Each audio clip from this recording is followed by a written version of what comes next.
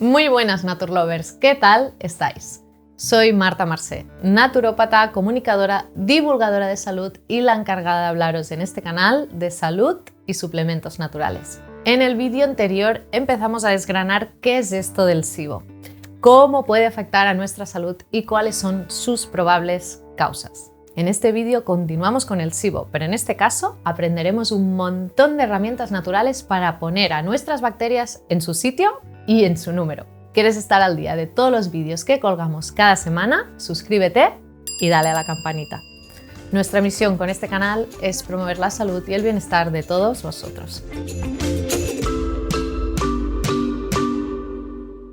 En el vídeo anterior os conté que la salud de nuestra microbiota no solo depende del tipo de bacterias que tenemos, sino dónde éstas se encuentran alojadas. Vimos cómo si hay las condiciones adecuadas para que ellas puedan proliferar, aunque sean buenas, pueden reproducirse en exceso y generar gases, hinchazón de barriga o malestar digestivo, entre muchos otros. Entonces, ¿qué podemos hacer para tener a nuestras bacterias en su sitio y en un número adecuado? Lo primero es tener un estómago que funcione correctamente y ayude a acidificar los primeros tramos intestinales, poniéndoles la vida mucho más difícil a los microorganismos en estos tramos. Para ello es muy importante que pongamos en práctica algunos hábitos que permitan al estómago generar buenas cantidades de ácido clorhídrico. Lo más importante es evitar los picoteos e intentar hacer pocas comidas al día.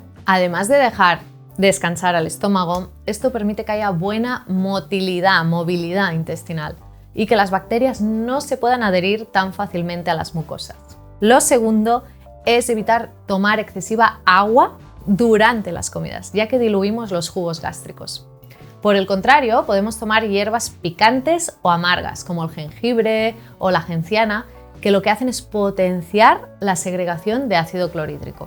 Hay un compostor de Soria Natural que lleva una combinación de hierbas y enzimas que son ideales en estos casos, el compostor 11. En tercer lugar, es importante estimular la motilidad, como comentábamos. Aparte de hacer pocas comidas para dejar que se active el complejo migratorio motor intestinal, nos viene genial estimular a la buena formación de la bilis.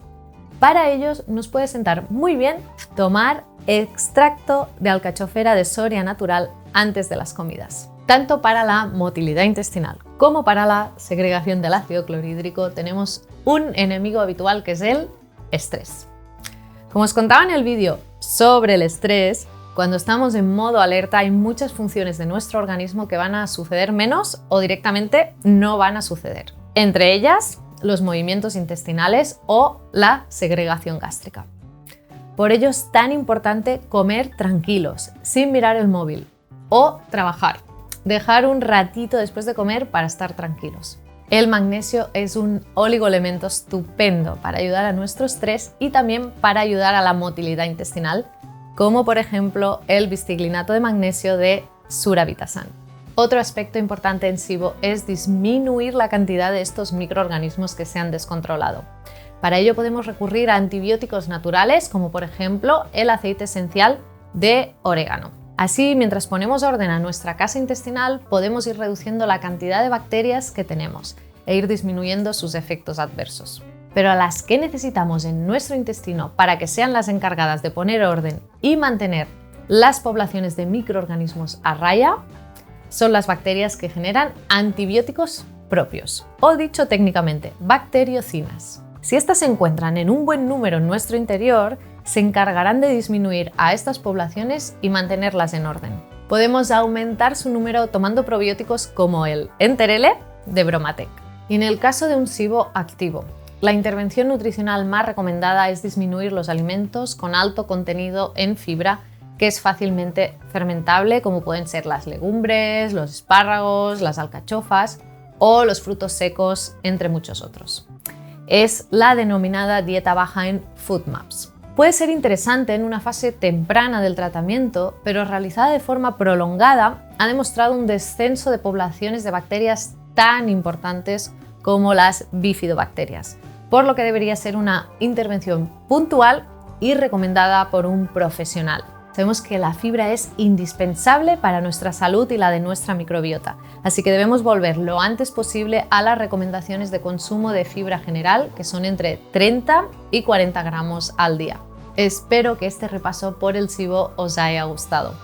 Cada vez conocemos más sobre el apasionante mundo de la microbiota y su estado afecta directamente a nuestra salud, por lo que mantener una microbiota sana, ordenada y funcionante nos permite tener una salud de hierro. Recordaros como siempre que si tomáis medicación o tenéis alguna patología, siempre preguntéis a vuestro médico de cabecera, médico especialista o profesional de la salud. Y si tienes alguna duda o sugerencia, escríbenos en los comentarios. Y aparte de darle me gusta al vídeo, suscribirte y campanita, entra en naturitas.es para ver la mayor oferta online de productos y terapias naturales a los mejores precios. Nos vemos próximamente por este canal para compartir más información sobre salud y bienestar. ¡Hasta pronto!